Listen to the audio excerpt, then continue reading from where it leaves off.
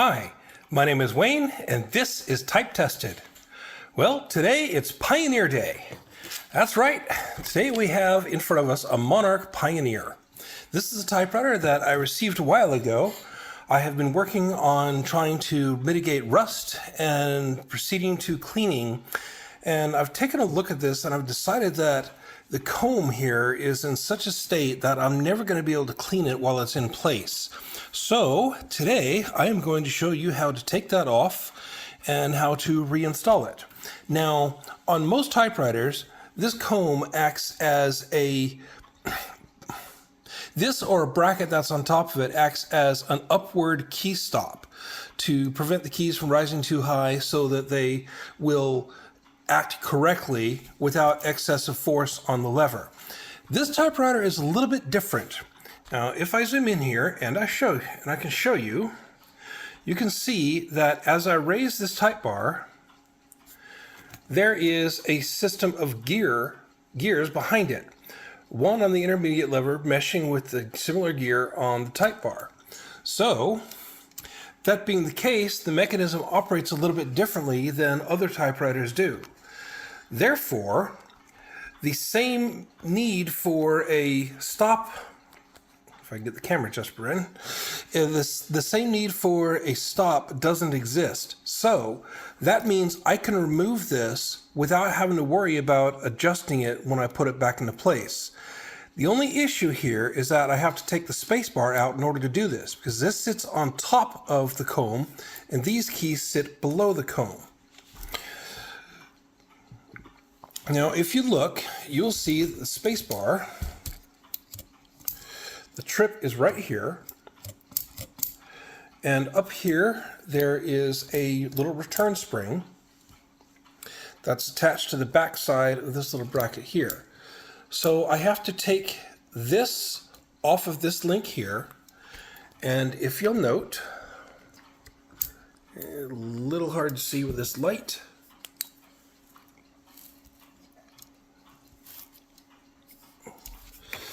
Right down here. It's very difficult to see on camera, but it's kind of a open slot that fits around the linkage here. So I don't have to do anything to take it off other than just dislocate it. However, before I can do that, I have to free the space bar up. So I'm going to start by taking off two screws here and here. So you can see one of them here, see another one over here. And that will allow me to remove this bar back here and pull the space bar up. Now, one thing I will note, this is an unusual typewriter. It's a Depression era abbreviated typewriter. By reducing the number of type bars and keys that they had to provide, they could reduce the cost of the typewriter. There's no margin system, there's no tab, and if you notice, there's only one shift key and no shift lock. Now, on certain typewriters, I think earlier models than this, they were also uppercase only. Now, in doing that, I don't think it was necessarily because that would be a more cost-effective casting. I don't think it made a difference. However, it would allow them to eliminate the shift mechanism entirely and one more key. However, because of these missing keys here, you'll also notice that there are gaps in certain areas of the type bars. So what I would recommend is you see a similar gap here where there is a key, a slot in the comb that does not have a key lever through it. So I would recommend that before you attempt to do this, you should take a photograph of this to show you exactly where these keys sit and where the gaps are. Now, you can figure this out pretty easily if you remember that this key over here, the Q, is in the first one, and then the type bar pattern follows all the way through. That leaves you with a gap right next to the dash here, and two right on the end, one of which would be for like a margin release, and the other will be for the other shift key. So let's get to it. I usually prefer this screwdriver to work with because I can handle it better.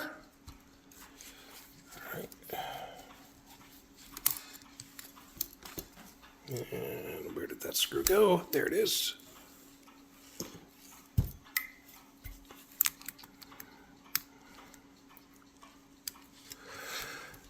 Okay.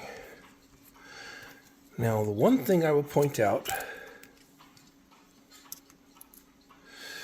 there is a bar back here behind the space bar. If I can get it out.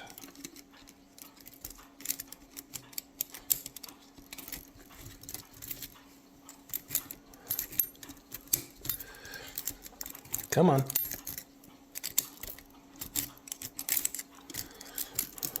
All right. Now this is important because what it does, now let me lift the space bar out around the keys. It's another thing a photograph is good for, to let you know where this goes. This sits on top of these little projections right here to control how high the space bar sits so that it can do its job correctly. Now, before I pull the space bar, I am going to disconnect this spring back here. My little spring hook. Reach in and gently pull it out and let it go.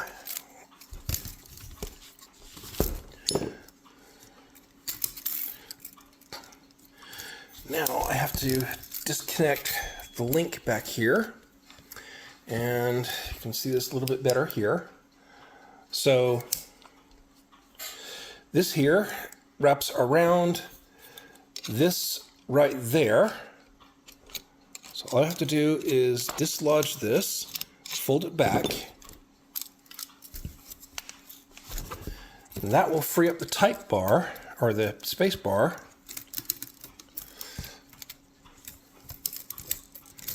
And allow me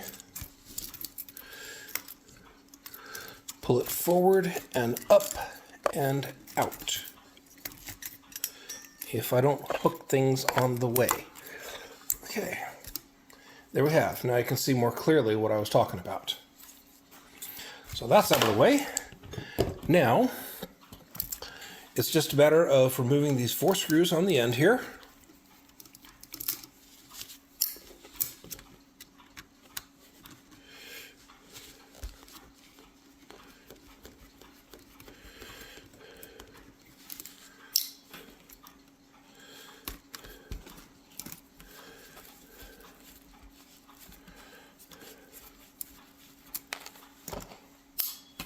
And one more. And before I finish, I want to note the screws for the space bar are smaller than the screws for the outside. So remember where they go. There's not really any possibility of mixing it up. You're going to have 2 and 4, so that's pretty obvious. But when you remove screws, it's always nice to try to keep some separation so you can kind of know what goes where. And I usually put screws in boxes like this, which I will label according to the typewriter and where they go, or so platen, top, bottom, and the quantity of the screws that are expected in case I should have a little accident. So with that gone, now all I have to do is gently lift the comb out. You can see all the keys flex.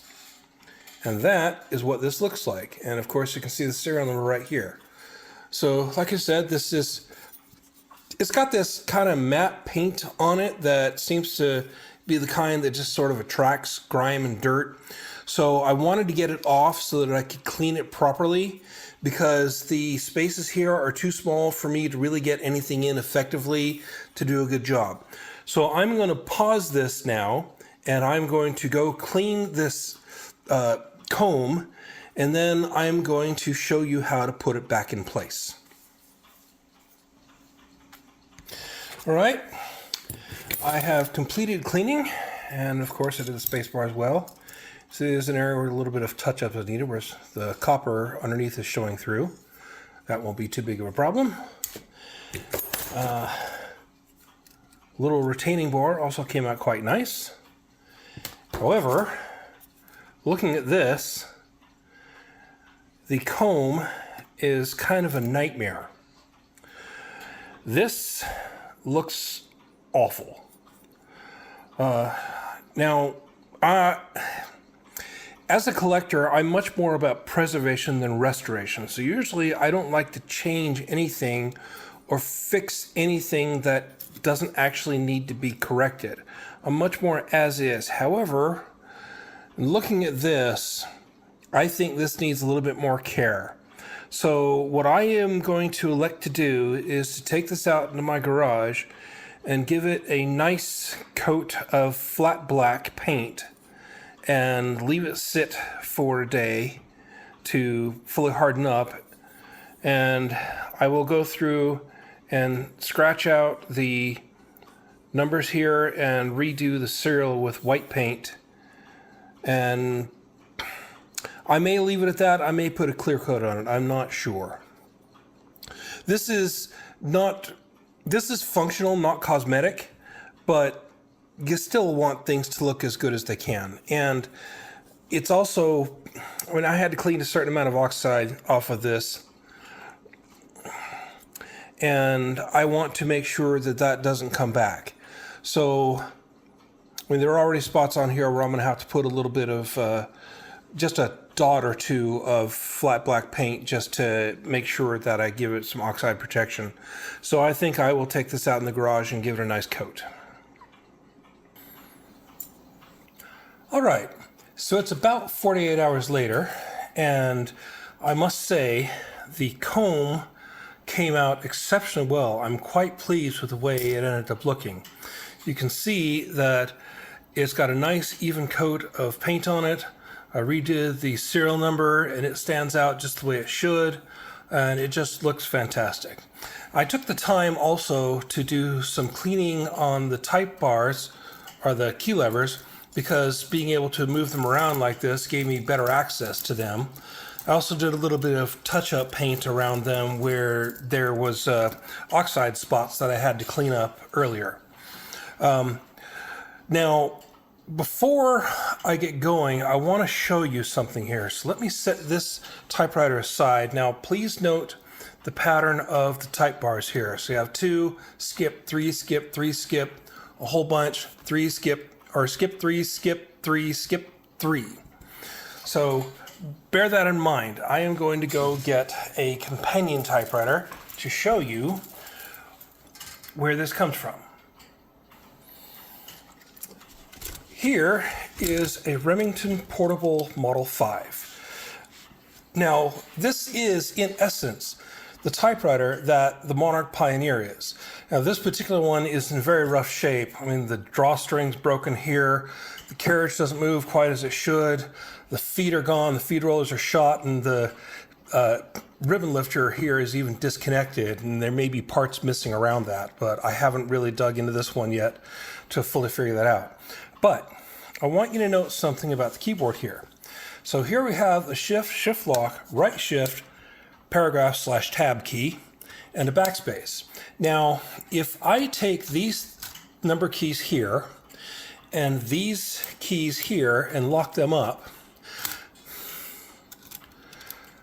if you look at the type bars, I get 2, skip, 3, skip, 3, skip, a bunch, skip 3, skip 3, skip 3. So these are the keys that are missing on the Pioneer. And that's part of what the simplification was. Now, this key is also missing, as is this key and that key, and the ribbon select. So even the ribbon lift is a little bit different on this typewriter than the other one because you don't need the different bar. This one also has the ribbon reverse, which the Pioneer does not. It even has the carriage return, which the Pioneer, again, does not. So they took a lot of things off in order to simplify the design, tried to make it affordable. But the point here is that you look at this and you see exactly the same layout, and this explains why that is. So when I'm looking at putting back the comb on, I'm going to have gaps where these keys should sit. So that's important to remember as you're trying to line things up. So let me go ahead and get the Pioneer back, and we'll go ahead and start putting the comb and the space bar back on. Okay.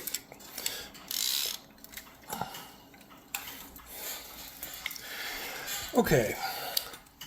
So when putting the comb on here, the hard part about this is going to be getting all the key levers to line up with the slots here. So it's best to start with the shift key and then move on down and just kind of go left to right. So the first thing that happens here, and let me go ahead and bring the camera down here in a better position so that you can observe what's going on.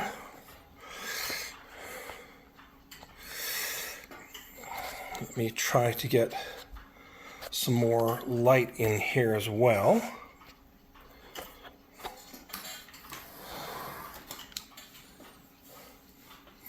Get my trusty little headlight on so that you can see what's going on here.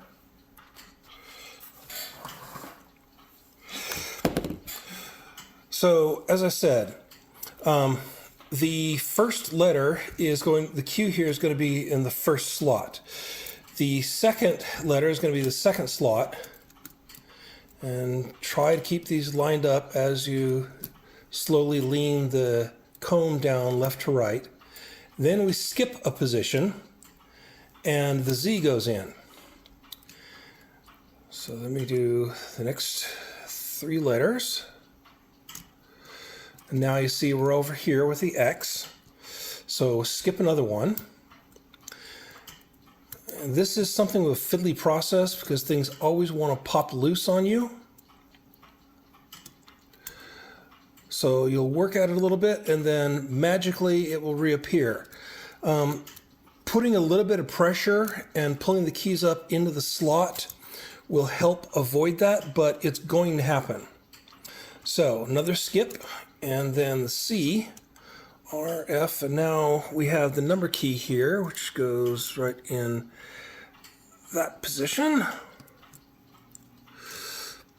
V next to it, then T, G, 3. If I can get it to go in there. There we go. Y, H.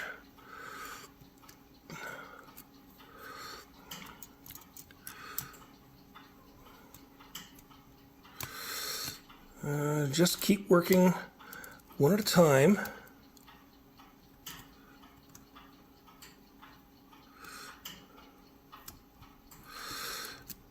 Level that out a bit. Now I have another skip. Put that in there.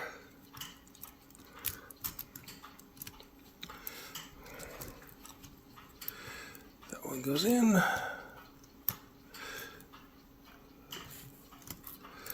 O/0. Another skip.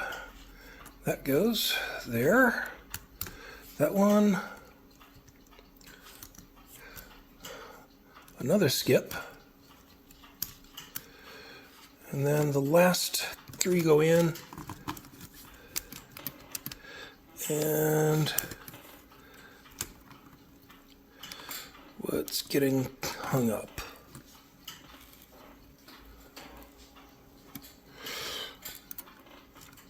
Ah, there it is, the T. And there we go. Now, time to put these screws back in.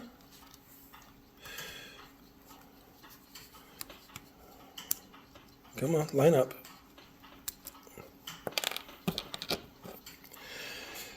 This is always the really fun part.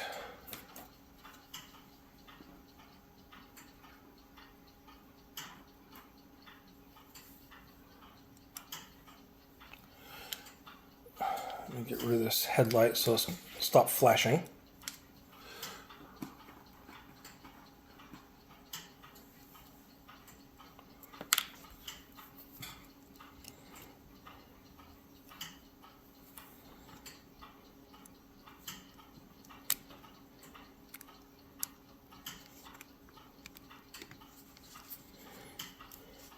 And you know, the first screw is always the hardest.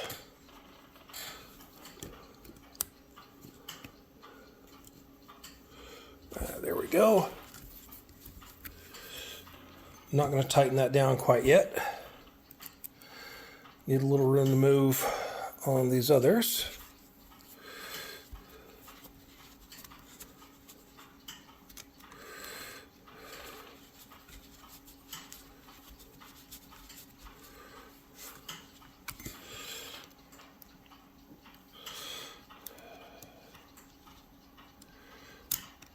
Get in there.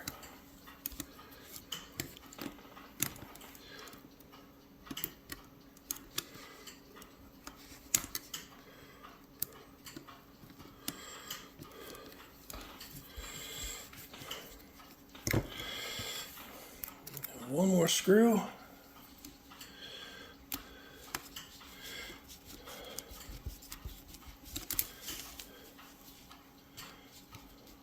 Now I'll go ahead and tighten these down. Don't have a wrench down, just snug. Now for the space bar. So, first question is, where does this go? Well, goes right next to the B key lever here. So feed it down in there, stand it up. Note that it needs to go behind this bar here, and the keys are going to have to be pushed down in order to give you room to get this space bar in. Things pulled out of the way so that you can put that down where it belongs. Pull this up here, and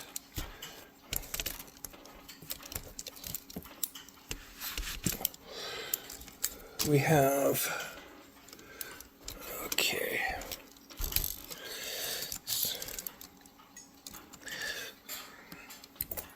I don't know if you can see here,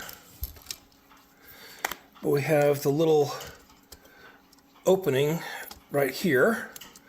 So now I have to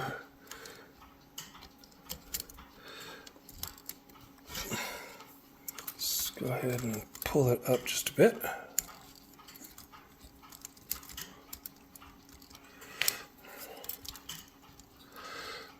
Come on. Let's move this up out of that slot. So I have a little bit of room here. Take the bar.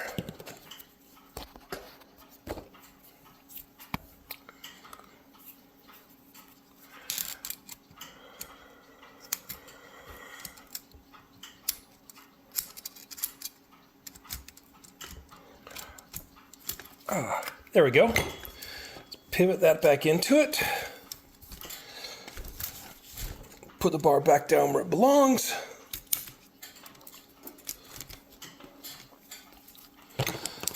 Now I have to put this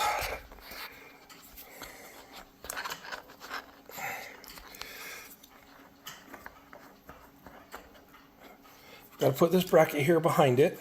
Now the way this sits, the notch is on this side and points up, and the little bits, you can kind of see here that point back a little bit, they go towards the back.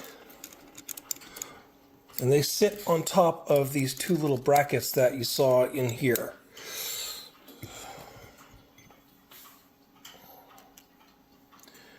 Just move that down.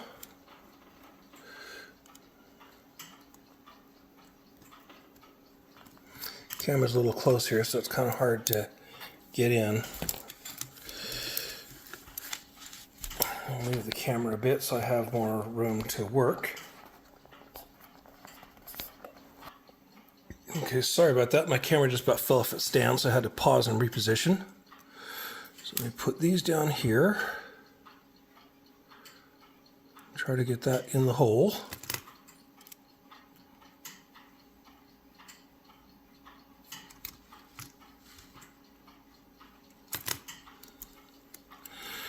All right, now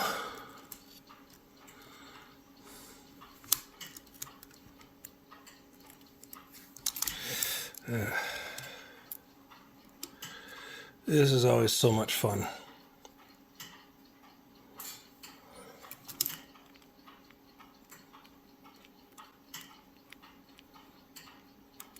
All right, let's try something a little bit different here. I'm going to recharge my screwdriver. It seems that the magnetism is going. Okay, so when in doubt, get a little help. Always lose a little help from our friends, even if it's a paper clip. A little pegwood here to help line the holes up. A freshly remagnetized screwdriver, which will hopefully hold a lot better.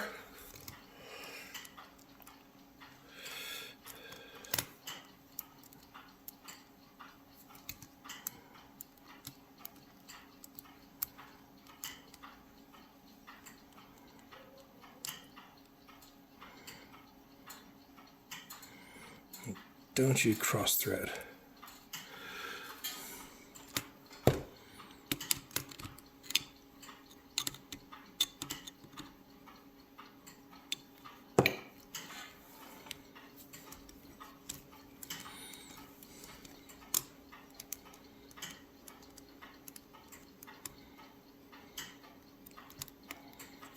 There we go. All right, that's the one. This clip is a little sprung. Now for the other side.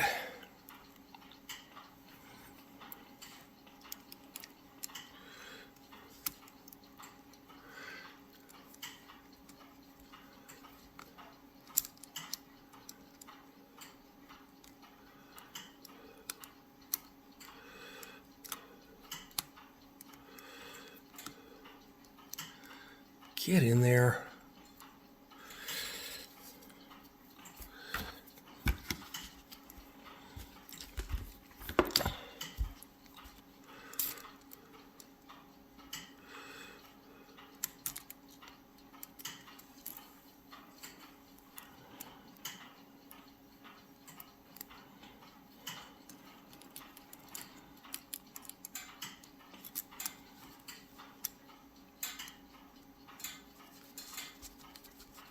There we go.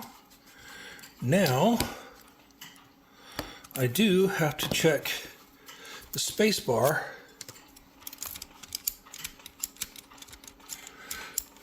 And that is allowed to sit too low without pivoting. So let me loosen those up a bit, push this bar down.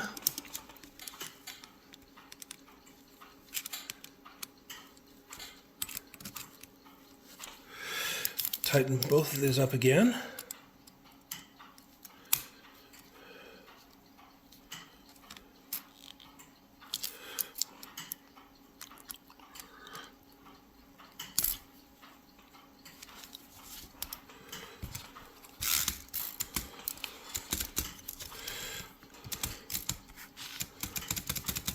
That's a bit much.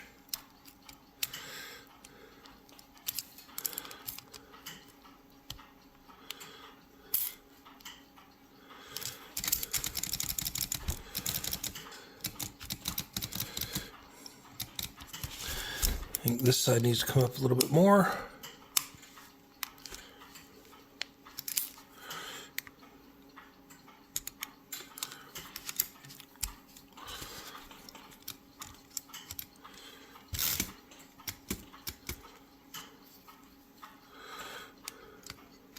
It's kind of a delicate balance to get the spacebar feeling right.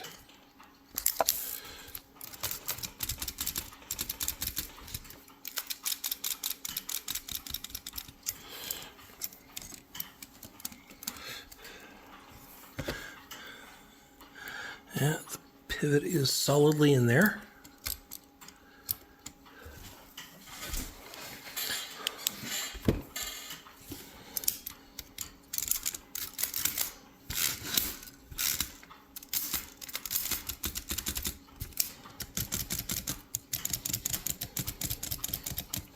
I think that feels okay.